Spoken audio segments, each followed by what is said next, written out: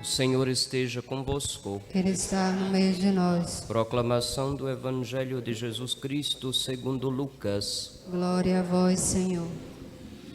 Naquele tempo disse Jesus a seus discípulos: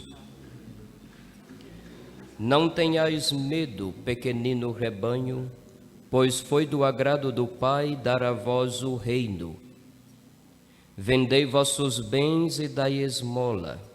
Fazei bolsas que não se estraguem, um tesouro no céu que não se acabe. Ali o ladrão não chega, nem a traça corrói.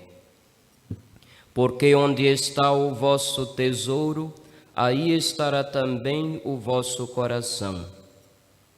Que vossos rins estejam cingidos e as lâmpadas acesas. Sede como homens que estão esperando seu Senhor voltar de uma festa de casamento, para lhe abrirem imediatamente a porta logo que ele chegar e bater. Felizes os empregados que o Senhor encontrar acordados quando chegar. Em verdade eu vos digo, ele mesmo vai cingir-se, fazê-los sentar-se à mesa e passando os servirá. E caso ele chegue à meia-noite ou às 3 da madrugada, felizes serão se assim os encontrar. Ficai certos, se o dono da casa soubesse a hora em que o ladrão iria chegar, não deixaria que arrombasse a sua casa. Vós também ficai preparados, porque o Filho do Homem vai chegar na hora em que menos o esperardes. Então Pedro disse: Senhor, tu contas esta parábola para nós ou para todos? E o Senhor respondeu: Quem é o administrador fiel e prudente que o Senhor vai colocar à frente do pessoal de sua casa para dar comida a todos na hora certa? Feliz o empregado que o patrão, ao chegar, encontrar agindo assim. Em verdade eu vos digo, o Senhor lhe confiará a administração de todos os seus bens. Porém, se aquele empregado pensar, meu patrão está demorando, e começar a espancar os criados e as criadas, e a comer, a beber e a embriagar-se, o senhor daquele empregado chegará num dia inesperado e numa hora imprevista. Ele o partirá ao meio e o fará participar do destino dos infiéis. Aquele empregado que, conhecendo a vontade do Senhor, nada preparou, nem agiu conforme a sua vontade, será chicoteado muitas vezes. Porém, o empregado que não conhecia essa vontade e fez coisas que merecem castigo, será chicoteado poucas vezes. A quem muito foi dado, muito será pedido, a quem muito foi confiado, muito mais será exigido. Palavra da salvação. Glória a vós, Senhor. Per evangelica dicta deleantur nostra delicta. Filhos, primeiramente a todos os laranjeirenses, os nossos parabéns, a nossa prece pela data importante de hoje. 190, é isso? 190 anos de emancipação política. É um marco na história da cidade, sabendo, claro, que Laranjeiras é muito mais antiga do que isso. Se tem notícias ainda no século XVII, 1600 e antigamente, já de gente morando por aqui, e já naquela época chamando o último lugar onde paravam as embarcações de o Porto das Laranjeiras. Então, as origens de Laranjeiras não remontam a 190 anos atrás, vai muito para trás na história. Porém, quando um povo se organiza e prova diante do resto da nação que consegue já tomar as rédeas do seu destino, então se emancipa, ou seja, é como se tornasse maior. Não é mais um menor que depende que outro seja o seu tutor mas que pode tomar as rédeas de sua própria história e definir os rumos que quer dar daí por diante.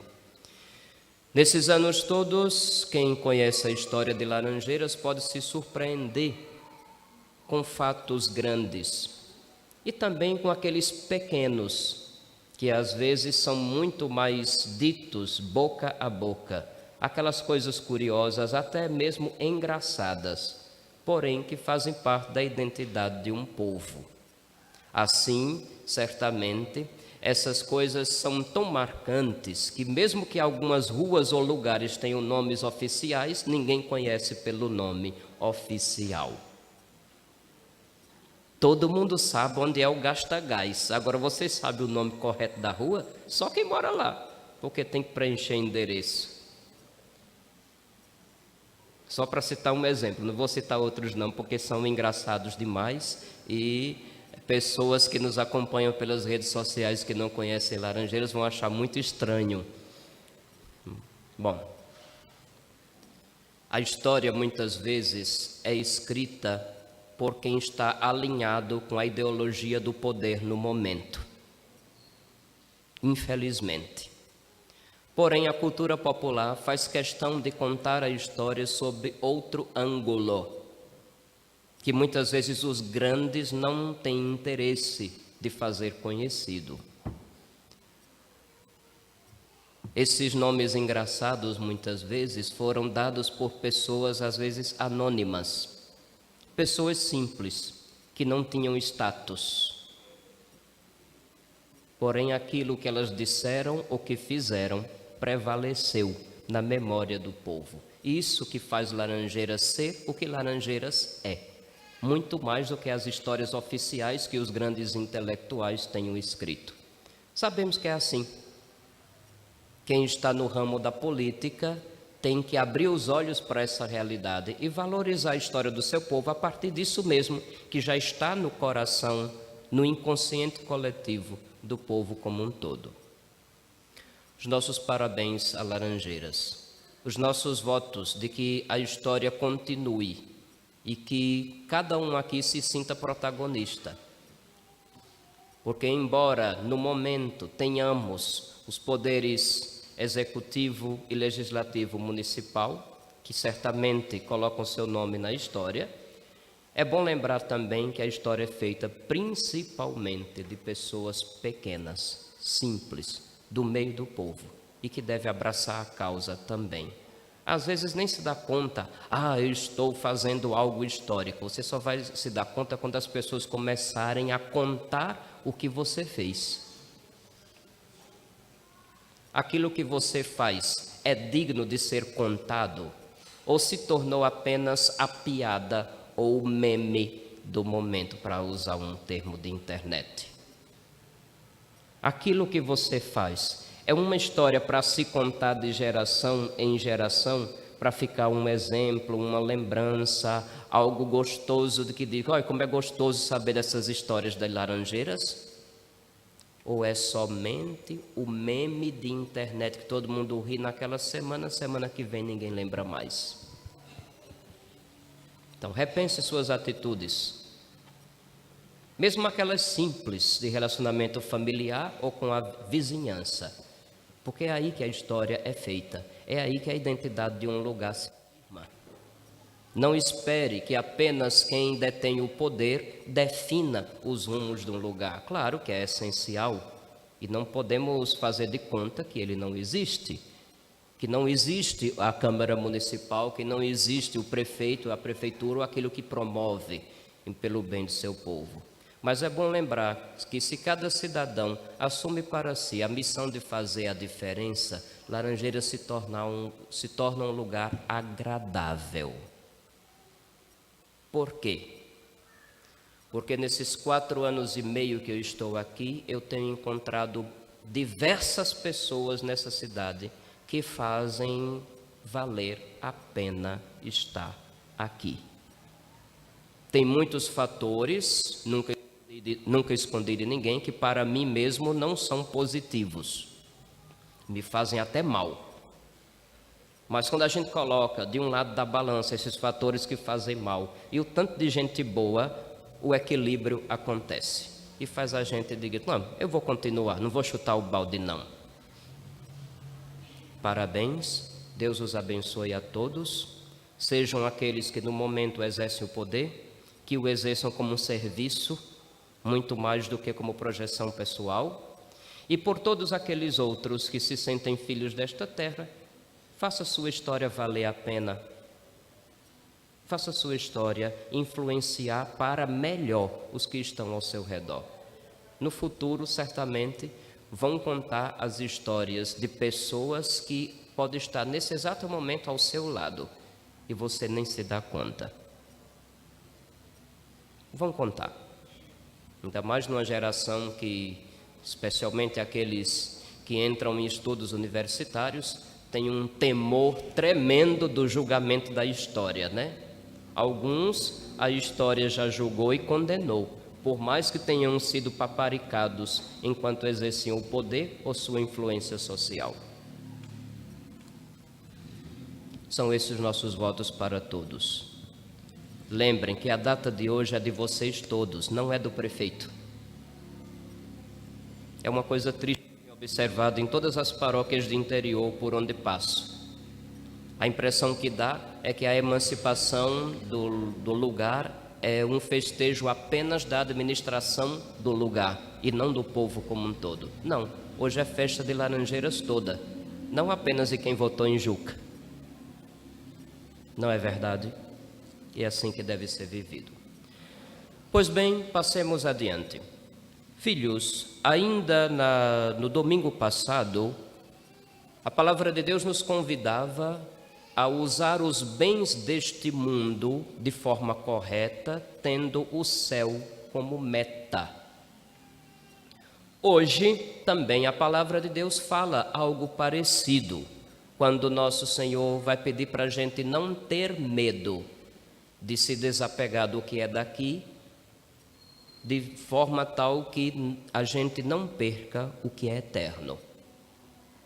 Quando a gente não crê em Deus, quando a gente não crê na eternidade, a gente acha que só as coisas deste mundo é que valem a pena e por conta disso, achando que acumular coisas, sensações, emoções e posição social é o que vai fazer a vida valer a pena. Mas isso não é verdade. A carta aos Hebreus que nós ouvimos hoje diz: a fé é um modo de já possuir o que ainda se espera, a convicção acerca de realidades que não se veem. É justamente porque cremos em Deus que seremos capazes de amar o próximo de uma forma verdadeira. Porque aquele amar o próximo como a si mesmo, primeiro, ainda é Antigo Testamento. Amar o próximo como a si mesmo está ao alcance de qualquer pagão ou de qualquer ateu. Agora, amar como Jesus mandou é diferente. Só quem crê se torna capaz.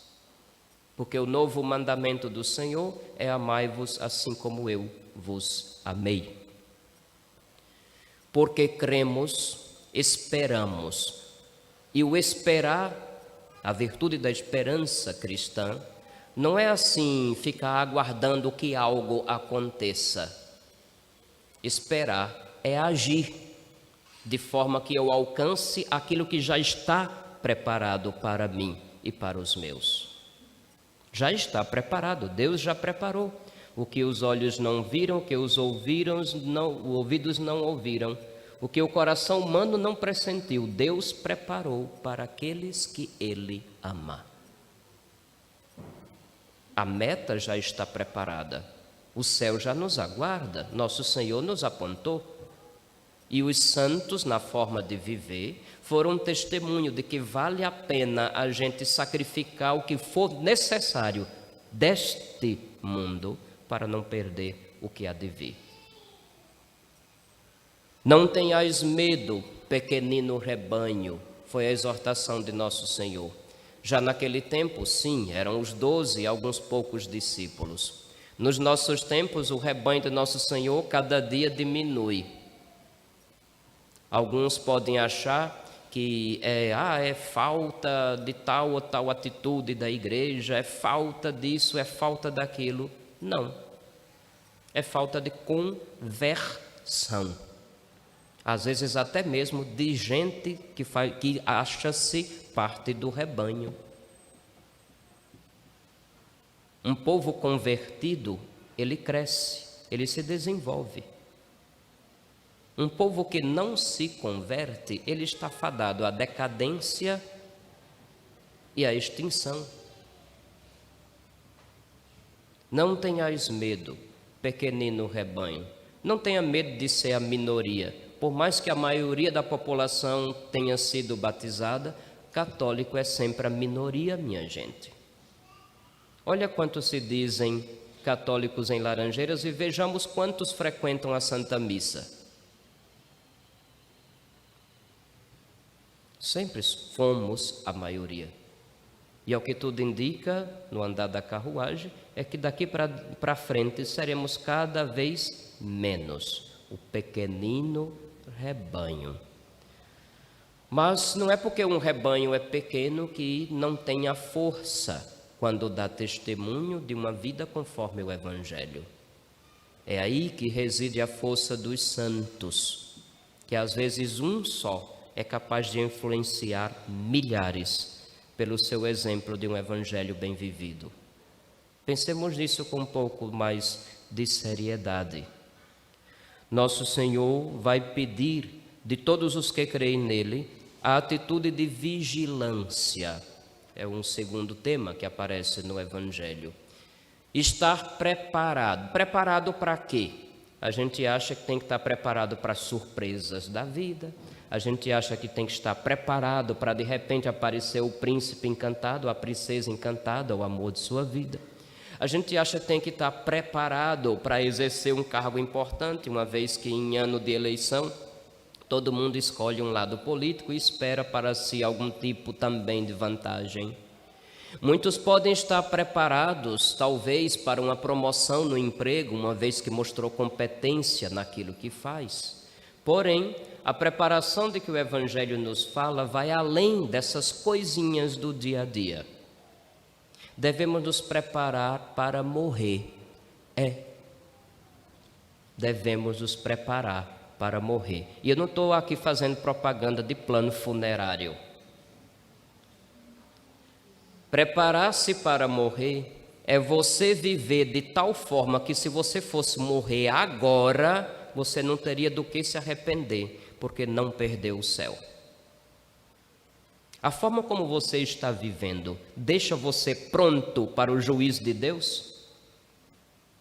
A gente diz no credo, ele virá para julgar os vivos e os mortos. Eu estou no bolo, você também está no bolo. Desses vivos e mortos que serão julgados por ele.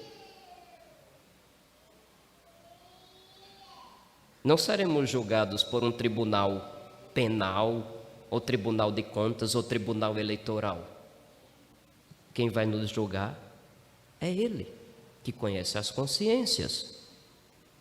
Estamos prontos para hoje comparecer? Não responda. Porque teve gente que regalou os olhos ali, eu vi. Não responda. Pense. Você está se preparando para o encontro definitivo com nosso Senhor?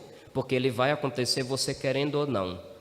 Das duas formas, uma vai acontecer. Ou quando ele vier até você no dia do fim dos tempos, na sua volta, ou quando você for até ele no dia de sua morte.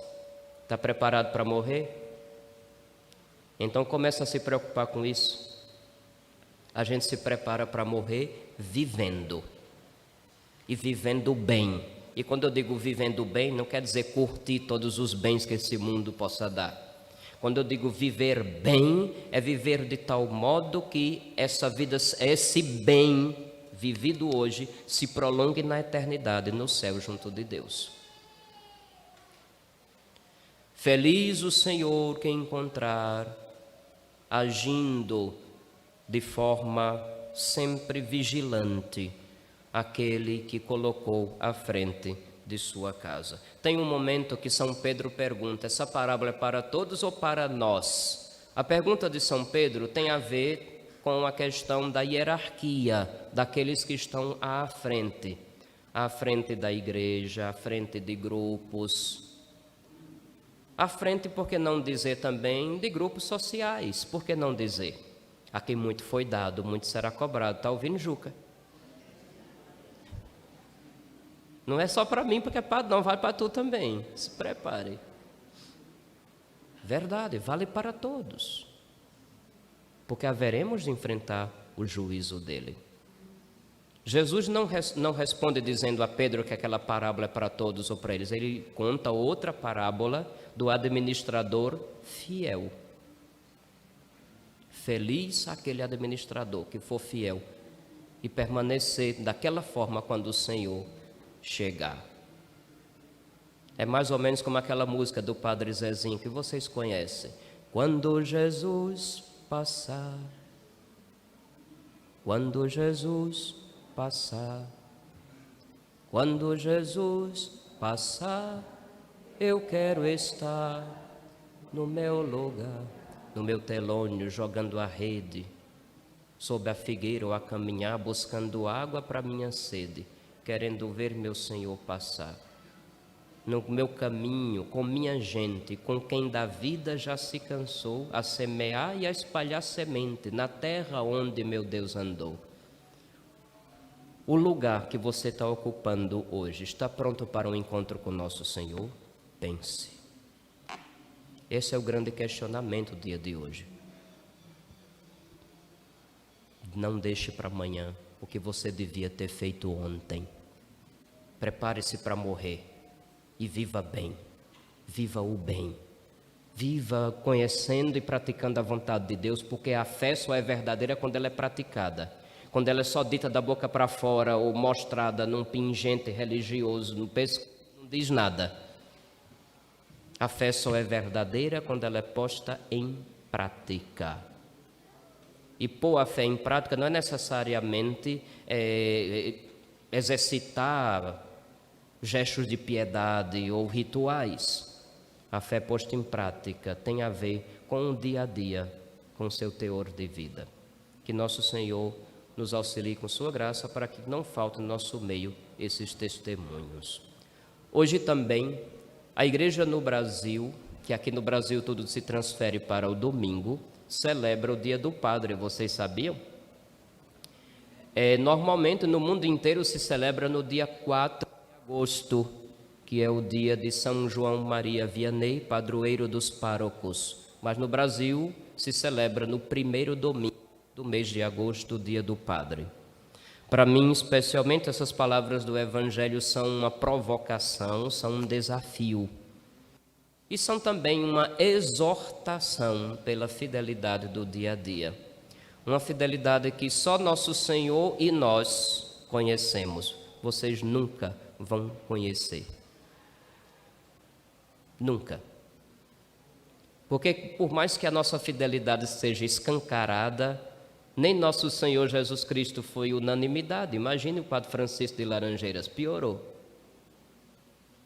Sempre um gesto, por mais que o tenhamos feito por fidelidade à missão, haverá incompreensão e pessoas que vão distorcê-lo e espalhar histórias que não têm nada a ver com a realidade. Tem coisas, meus filhos, que só no dia do juízo é que vocês vão ficar sabendo.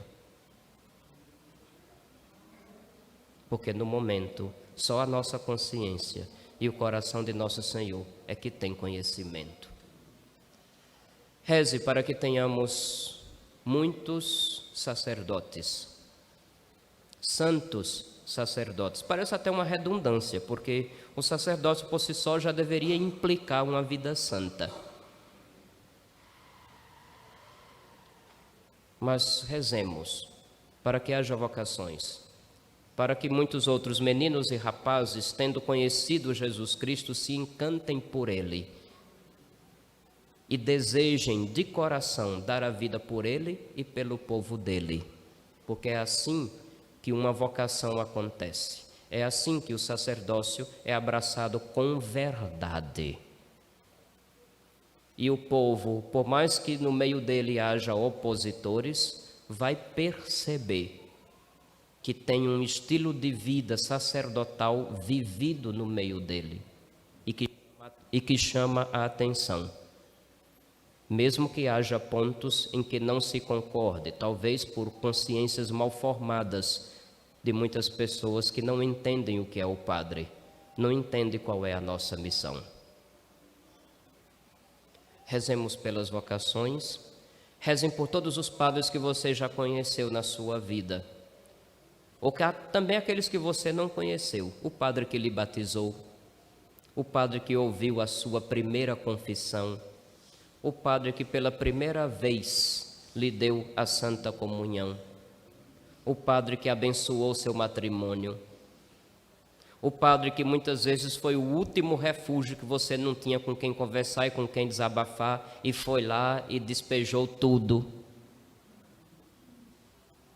O padre que puxou suas orelhas lá naquele momento que você ficou com raiva, mas depois notou que era aquilo que precisava ouvir. O padre que passou e viveu de um jeito que fez você se interessar por Jesus. Reze por todos eles. E rezem para que nunca faltem homens assim no meio do povo de Deus, que é a igreja. Louvado seja nosso Senhor Jesus Cristo.